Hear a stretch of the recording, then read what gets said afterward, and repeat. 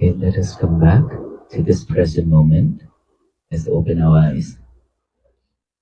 So now, how many of us can catch that monkey? This is a serious question. We can catch that monkey? Who else? Okay. One time? How many times we can catch it? Every time? Every time. And we can come back to this, right? That is important. When that monkey jumps, we have to catch it. Hold it back. Hold it back. Right here. Don't let it jump and don't follow it. Otherwise, we're going to repeat the rest of our life. We're going to be doing that.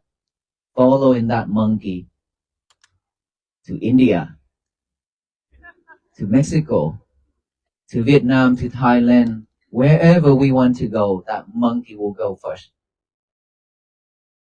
Right now, we probably here, but some of us hungry, then that monkey think about steak. And when we thirsty, that monkey think about Gatorade, lemonade, like that. It's always happened like that. And then when we think about our family at home, we worry about them. Then when we sit down, when we check on our breathing, our mind, our thought just following those, checking on our parents, on our kids at home, wondering what they are doing now. Are they okay? Things like that. So anything in our life throughout our days, it's just recorded in our mind. So it's the right condition, it just rise. So our job is to acknowledge it, to catch it. Don't follow it. Then we keep on practicing like that every day.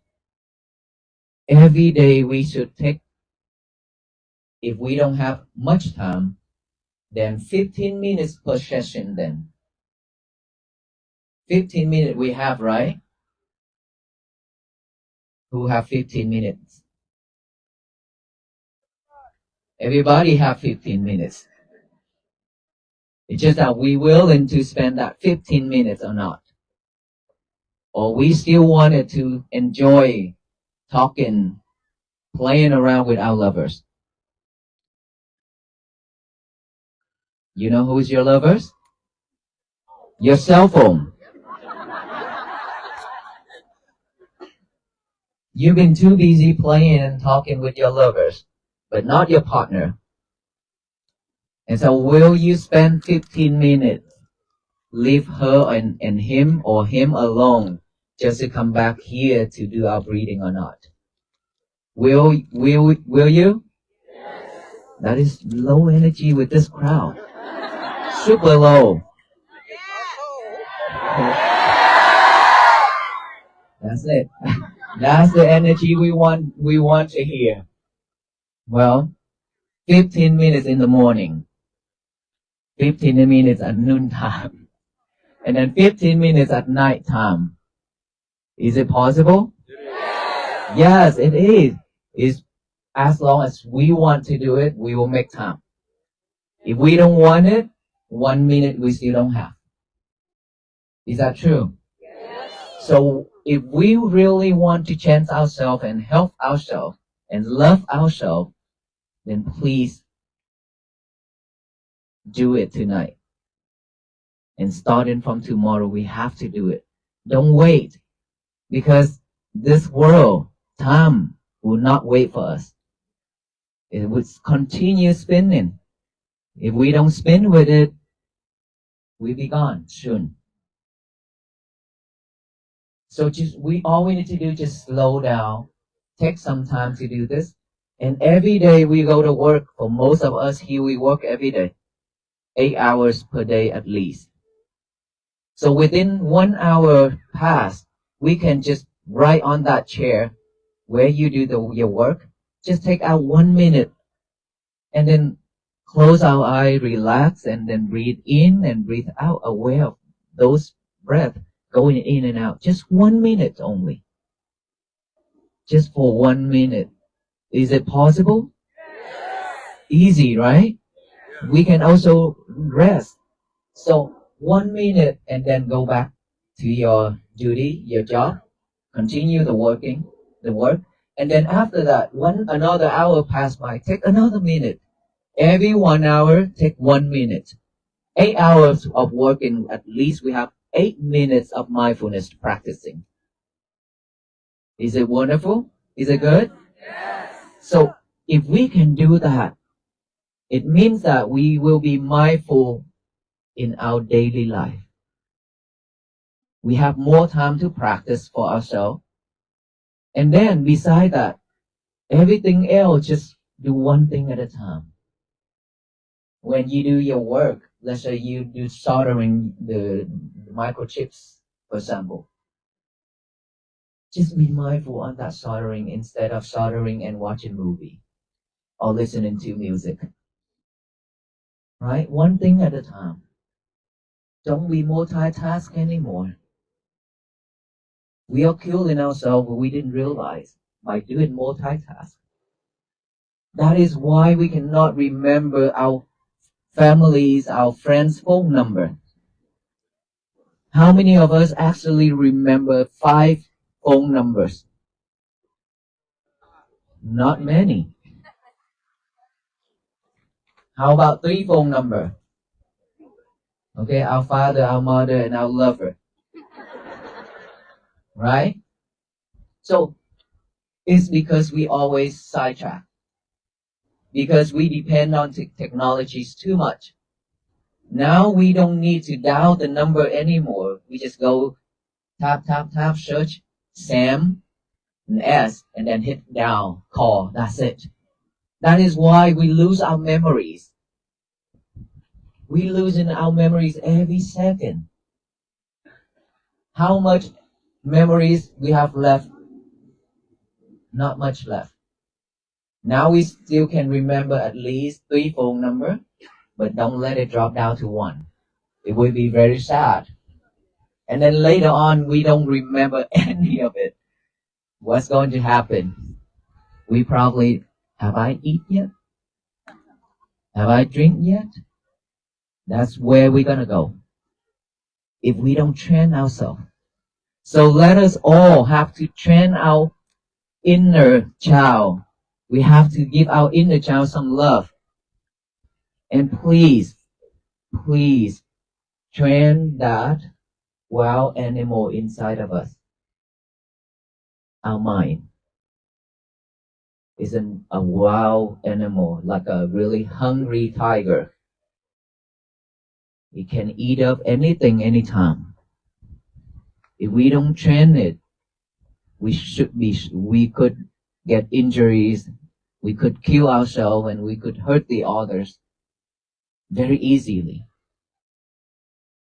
And so that when that tiger and that monkey is jumping and running, please be mindful. Pull it back. Pull it back. Always pull it back.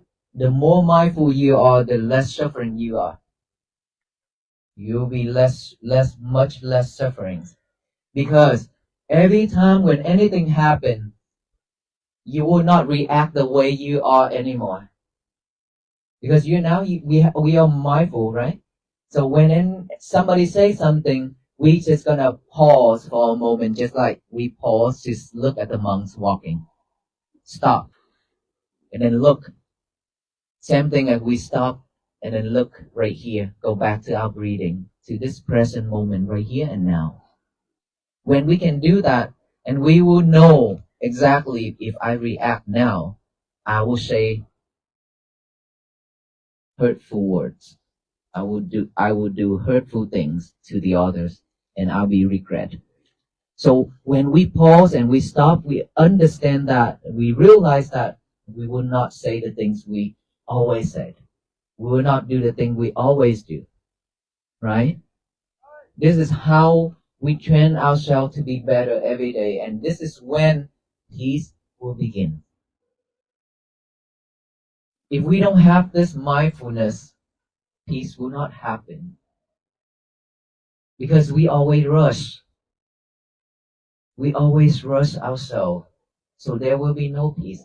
Just like earlier today, I have to stop when we walk. And I have to ask the officer that we have to do something. Because it turned out it's not nice. It's not a walk for peace anymore. You know why? I know when I say this, probably there will be people not happy, but I have to say it because we are here for the same mission, which is walk for peace. It means that the venerable monks walk in a peaceful walk.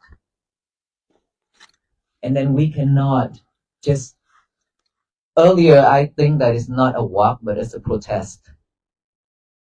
That a lot of people just rushing on the side of a monks walking. And then while there are many people standing on the roads and waiting for the monk just to be patiently seeing the monk like that. So it creates chaos. The environment is not peace anymore when we do that. I know it's because we want to walk with the monks and we want to do some video with the monks and then see the monk walk. All those are love, nothing wrong with it. Okay, nothing wrong whatsoever. But if we do that without intention, it's create not a really nice and calm environment anymore. Because when the monk walk, we not walk just like this. Like right now, you see me walk, right? We wasn't walk like this. We walk fast. Okay, it's in a normal pace for us, but it's not like this anymore. This is meditation walk. So please, if you do that, rushing like that, then that's not peace. That's what I want to tell you. That is not peace. And then when we are not at peace, the people surround us are not at peace as well. And I don't want all the people along the road disappointed. And the people who walk with us disappointed because we've been rushing ourselves for many years already.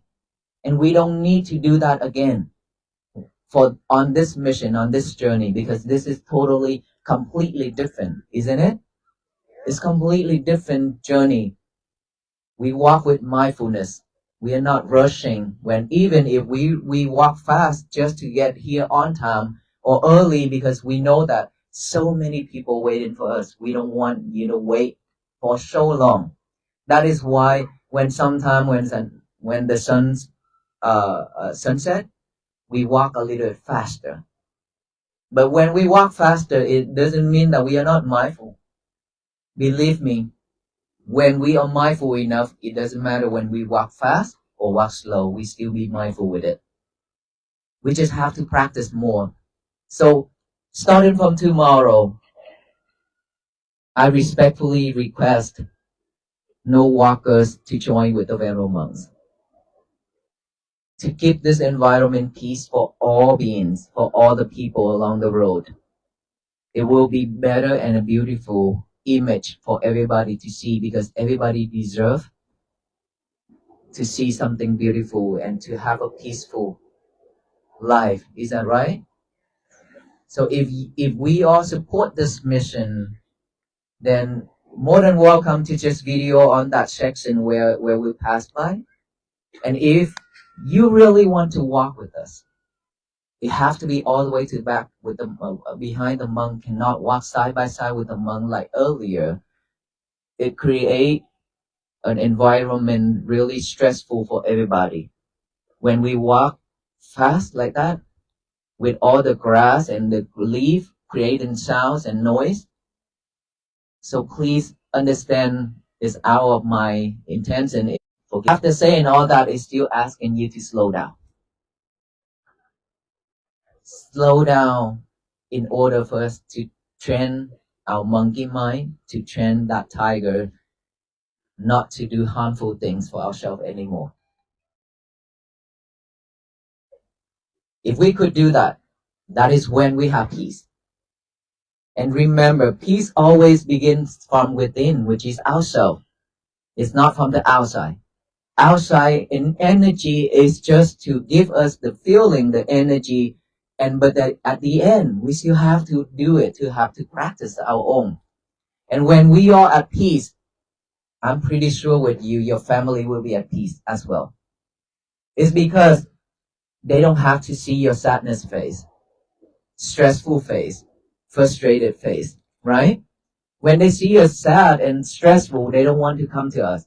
They don't want to say anything because they know when they open their mouth to say something, it's gonna turn out not a nice conversation. That's why they're trying to stay away. But there's sometimes they want to fix it. They want to help because they love you. That's why they want to talk it out. But the more they talk, the worse it is, right? And we encountered this in our family so many times already. My family too. My family too. I have father and mother, and my family is a very small family. It's not many brother and sister, only 10. And I'm the youngest one. I'm the youngest one. I have seen all those in my families. So I understand. I know all that. So after I graduated and then went to work for 3 years, and then I quit and ordained to become a monk, I know a lot more things. It's because so many people come to the temple and talk with me and ask for help. It's all about stress, anxiety, depression. Many, especially now teenagers. A lot. It is sad. So sad. And that is why I decided to take on this journey to walk for peace. Hopefully that I can share this message to the people who I meet along the road along with all the venerable monks. And I always say I have never expected this turn out, but somehow it's turned out like this. Many, many love like this. And I truly believe that peace has been bloomed from Texas to here.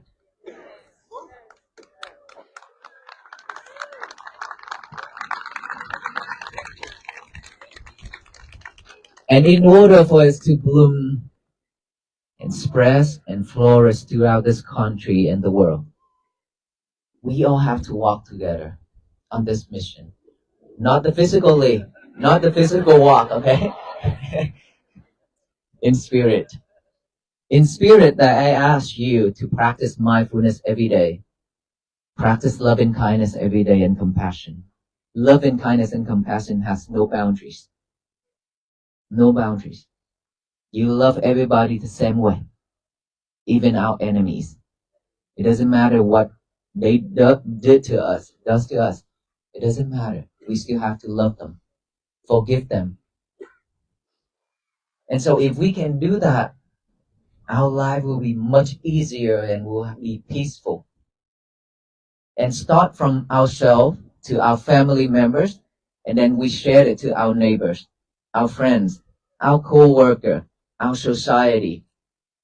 Imagine all these are one town right here. We are in one town, and there will be many people from different towns coming to join too, right? But imagine, just imagine, this whole town, we are in one town right now. This whole town live with mindfulness, live with loving kindness and compassion. There will be no justice needed. You know why? Because we don't do anything harm to anybody. We don't do anything harm to ourselves and to the others. We sleep, we don't need to lock our doors because we don't steal from each other, because we love each other. And this is what the world should be. But unfortunately, we've been spread hate, anger, greedy, delusion, all that things into the universe for a long time. And that is why the universe returned with suffering, all kind of disasters. And who suffer? We suffer. Just the pandemic alone, how many people died? We have lost our family members. Many. Around this world, so many people died. But we are very grateful and lucky that we are not the one. We're still here. But is it done? The pandemic is done? No. because there will be another one after this, another one after that. Will be more and stronger every day if we keep on spreading hate and greedy and delusion and angry to the universe. If we keep throwing into it, it will come back to us. So this is a time for all of us to work together to love each other, love ourselves, just only spread loving kindness, compassion to the universe only. And every day, if we can practice to have peaceful day by getting up in the morning and get a piece of paper and a pen out, write out the statement called, say, today is going to be my peaceful day. Just get the paper out. It doesn't matter if you waste a lot of paper. It's okay. It's okay is because this will support to remind us throughout the day a lot when we give our hands and our head a job to do. Okay, a head alone is not enough, not powerful enough. Give our hand a job to. Write down, today is going to be my peaceful day. And then read it over with our eyes. After we read it over with our eyes, read it out loud with our mouth. To state that to the universe that today is going to be my peaceful day. So no one can mess it up except me, ourselves. We are the only one person in this world who can mess our days up. Nobody else. It doesn't matter what our wife say when she get mad. The husband shouldn't try to fix because it's not gonna work.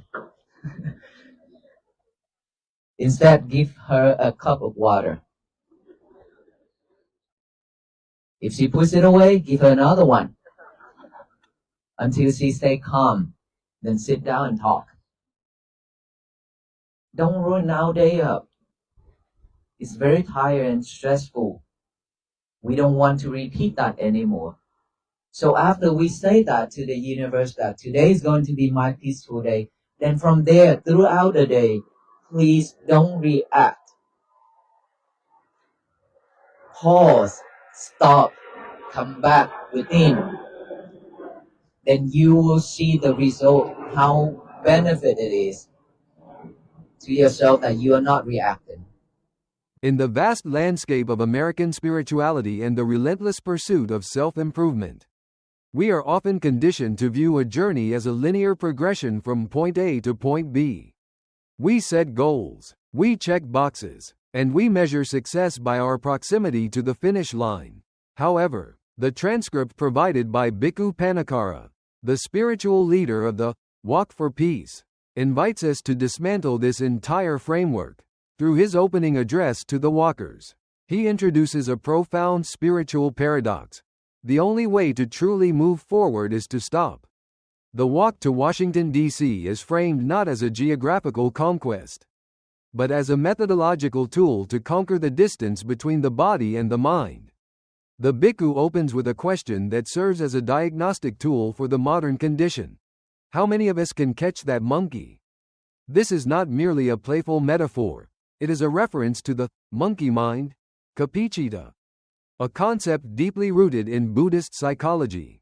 The monkey represents the unsettled, restless nature of human consciousness that swings from one branch of thought to another, from the past to the future, from anxiety to fantasy, never resting on the branch of the present moment. The analysis of this opening segment reveals the fundamental disconnect that plagues contemporary existence.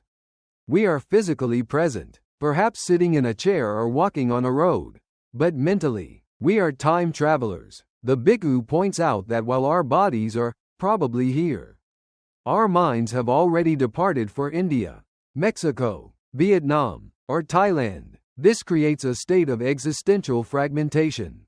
In Buddhist philosophy, this separation is a primary source of dukkha, or unsatisfactoriness. When the body and mind are not unified, we are incapable of experiencing the fullness of life. We are living in a simulation of our own making, constructed of memories that are already dead and future anxieties that have not yet been born. The bhikkhu's instruction to catch the monkey is a call to sati, mindfulness, the act of remembering the present. To catch the monkey is to recognize the mechanism of distraction the moment it activates. It is the realization that the mind has jumped to the thought of steak or Gatorade and the immediate, gentle exertion of will to pull it back to the breath. This journey, therefore, is defined by a repetitive, almost athletic discipline of the mind. The bhikkhu emphasizes that if we do not catch the monkey now, we are condemned to repeat the rest of our life. This is a stark warning about the nature of samsara, the cycle of habitual patterns. If we spend our days mentally running ahead to the next destination, we are practicing absence. We are training ourselves to be missing from our own lives, whether we are walking to a capital city or sitting in an office. The monkey goes first, scouting for desires and worries. The bhikkhu notes that we worry about parents, kids, and home even when we are supposed to be checking our breathing. This recording mechanism of the mind, where daily concerns are etched into our consciousness, ensures that these distractions arise whenever the right condition presents itself. The spiritual task, then, is not the physical mileage of the walk, but the acknowledgement of these rising thoughts. The walk for peace is thus deconstructed. It is not a movement across the map, but a movement inward. The prompt to open our eyes and come back to the present moment suggests that for most of our waking lives, we are sleepwalking. The serious question posed, who else, demands personal accountability. The bhikkhu insists that this practice is not a one-time event but a continuous necessity. Every time the monkey jumps, we must catch it. This establishes the baseline for the entire discourse. Peace is not found in Washington, D.C. Peace is found in the nanosecond where we notice the mind has wandered and we choose to return. It is a philosophy of immediate return, a rejection of the someday mentality in favor of the right here. As the discourse deepens, the metaphor of the mind shifts from the restless monkey to something far more primal and potentially dangerous, the wild animal. Specifically a hungry tiger. Bhikkhu Panikkara transitions from discussing distraction to discussing destruction, highlighting the dual nature of the untrained mind. While the monkey represents the chaotic pursuit of sensory pleasure, the desire for steak, lemonade, or comfort, the tiger represents the latent aggression and emotional volatility that resides within us. This section of the analysis focuses on the Buddhist concept of the kilesas, or mental defilements, specifically greed, lobha, and hatred, dosa. The bhikkhu warns that our mind is a wild animal that can eat up anything anytime. This imagery suggests that without the leash of mindfulness, our inner state is predatory. It feeds on external stimuli and converts them into reactions that can cause injury to ourselves and others. The plea to train that wild animal inside of us is framed not as an act of suppression, but as an act of love for the inner child. This interesting juxtaposition of the innocent child and the hungry tiger reveals the complexity of the human psyche. We are at once vulnerable and dangerous. The bhikkhu suggests that an untrained mind is a threat to its owner. We could kill ourselves and we could hurt the others very easily. In the context of American society, where acts of violence and self-harm are prevalent, this is a resonant observation. The tiger is the accumulation of unaddressed grievances, unchecked impulses, and the raw energy of reaction. When we allow the tiger to roam free, we are no longer in control of our destiny. We are slaves to our biological and emotional conditioning. The practice of mindfulness, therefore, becomes a safety protocol. It is the cage that keeps the tiger from mauling our relationships and our own well-being. The bhikkhu links the behavior of the monkey and the tiger to the concept of suffering.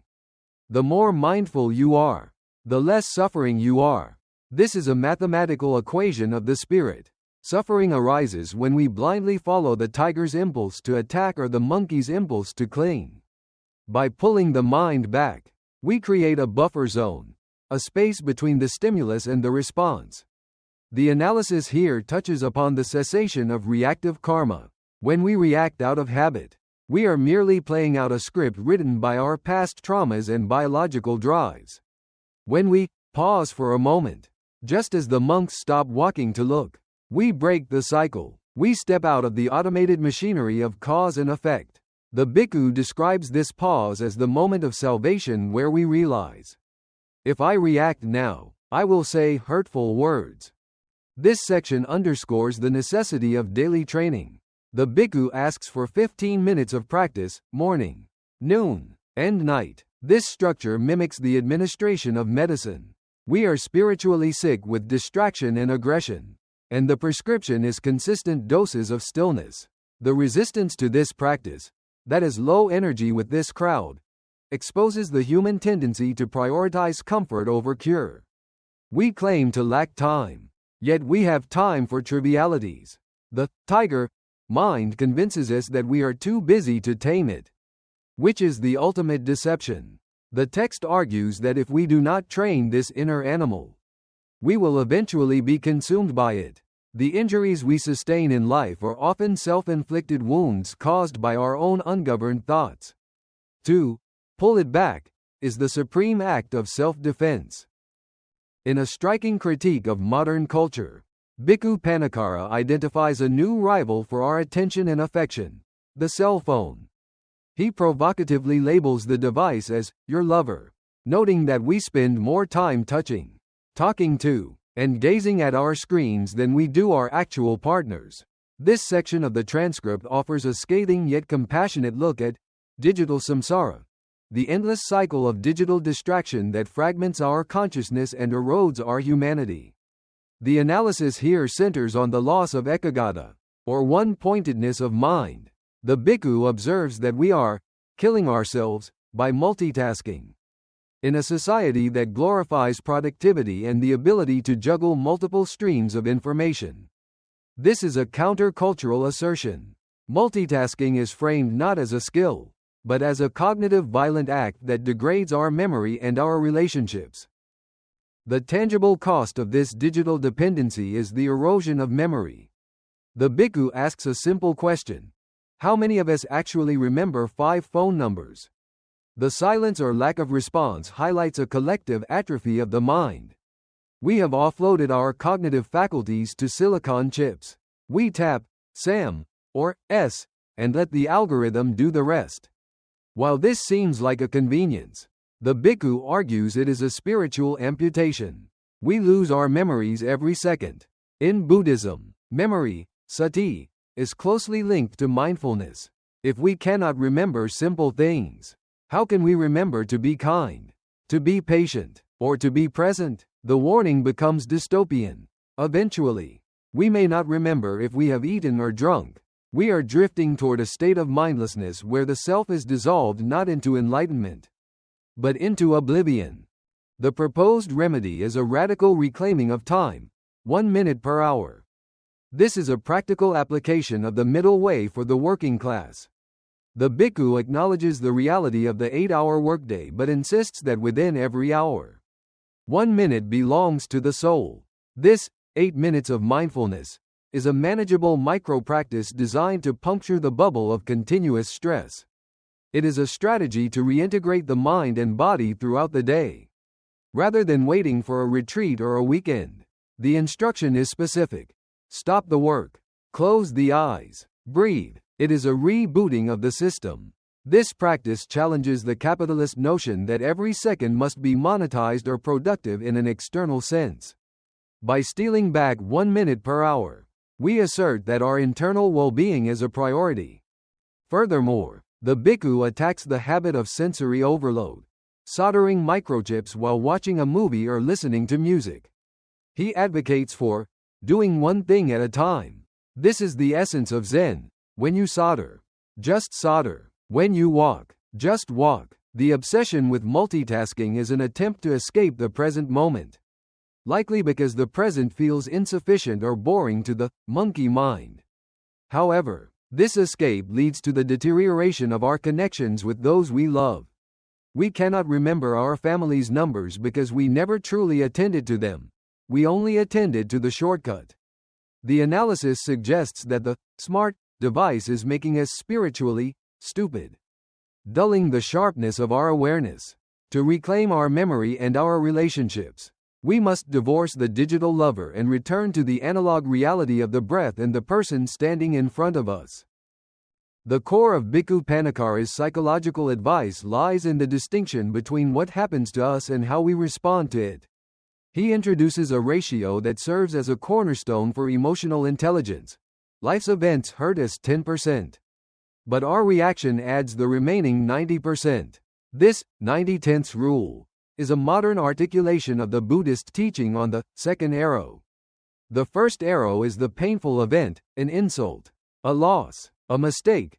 The second arrow is our mental proliferation regarding that event, anger, self-pity, blame. The bhikkhu argues that we are responsible for the vast majority of our own suffering because we choose to react rather than pause.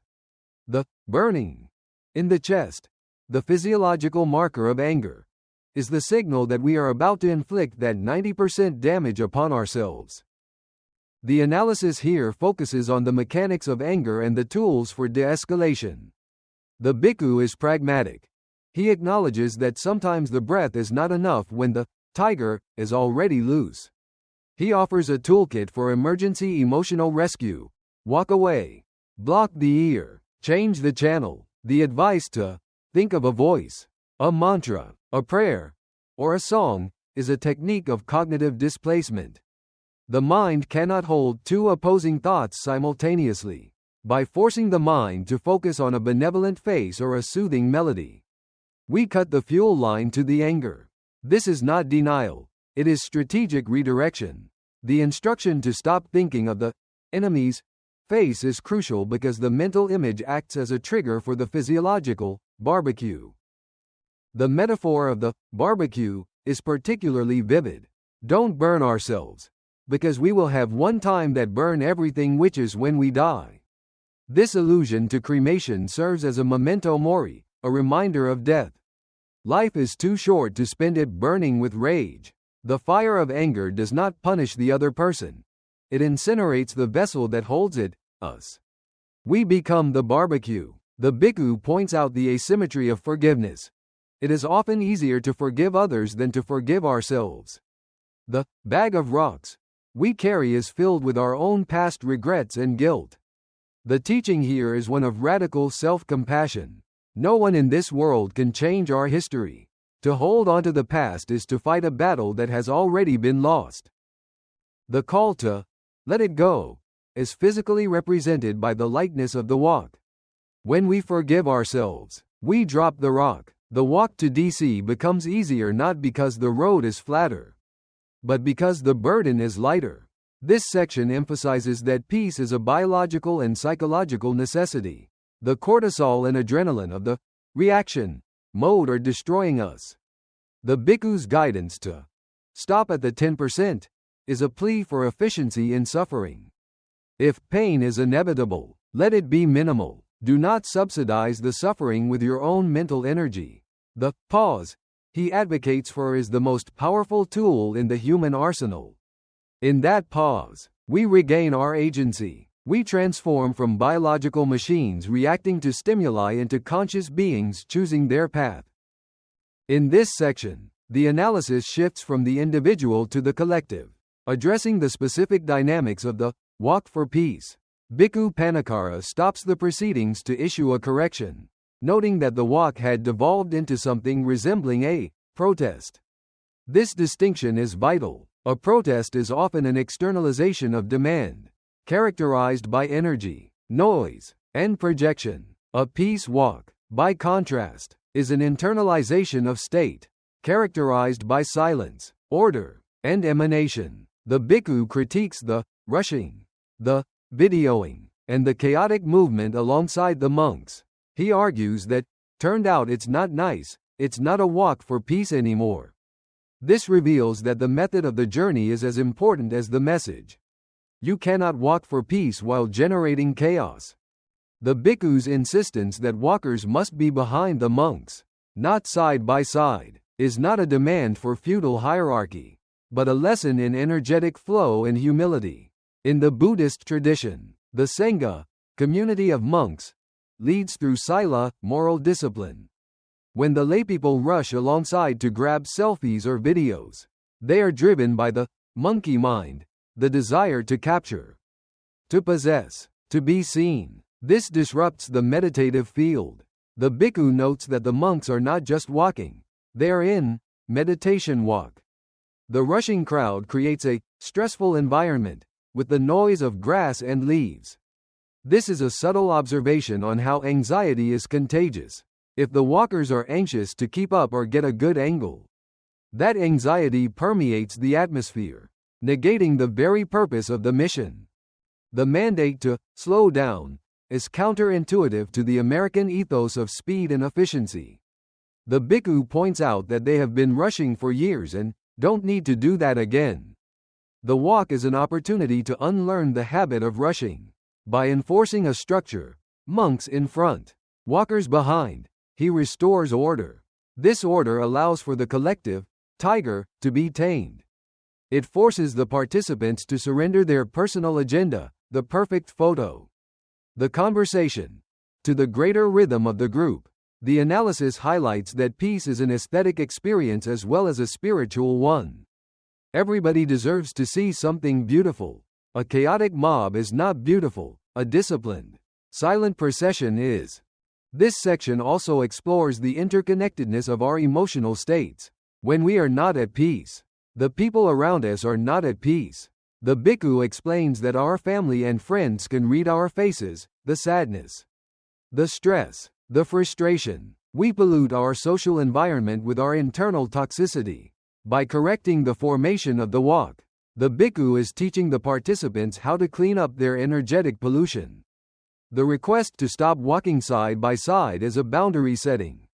It teaches that true support is sometimes following, not interfering. It emphasizes that peace requires a certain surrender of the ego. If we want to contribute to world peace, we must first stop being a source of noise and agitation in our immediate vicinity. The final movement of the analysis looks toward the horizon, not the geographic horizon of Washington, D.C., but the infinite horizon of the practice itself. Bhikkhu Panikkara dismantles the goal-oriented mindset by stating clearly, Washington, D.C. is not the final destination. This is a profound reframing of the mission. If D.C. were the goal, the peace would end upon arrival. Instead, the goal is to walk until the world be at peace, which practically means until our last breath. This aligns with the bodhisattva ideal in Mahayana Buddhism, the vow to save all beings. A task that is technically impossible but spiritually necessary. The walk is endless because the work of the mind is endless. The bhikkhu introduces a daily ritual to sustain this infinite journey, the peaceful day affirmation. He instructs the audience to write down, read, and say aloud, "Today is going to be my peaceful day." This utilizes the body, hand, the eyes, and the voice to imprint an intention onto the universe. It is a form of self-hypnosis or determination, adhithana. By declaring the day peaceful, we set a standard. The bhikkhu notes, no one can mess it up except me. This is the ultimate reclamation of power. It liberates us from the victim mentality. If the husband or wife is angry, that is their storm. We do not have to let it rain in our house. The advice to give her a cup of water, instead of trying to fix the anger with words, is a practical application of non-reactivity. It meets fire with water, not with more fire. The vision of the future offered is one of a town of the world, governed not by laws and locks, but by mindfulness and compassion. We don't need to lock our doors because we don't steal from each other. This utopian vision is grounded in the belief that external societal structures are reflections of internal states. The pandemic and disasters are viewed as the universe returning the energy of hate and greed we have sent out. To change the world, we must change the frequency of the signal we are broadcasting. The powerful sound of the collective affirmation is the new signal. In the end, the analysis returns to the breath. The bhikkhu reminds us that at the moment of death, we fight for each and every breath. This somber reality check puts all other struggles into perspective.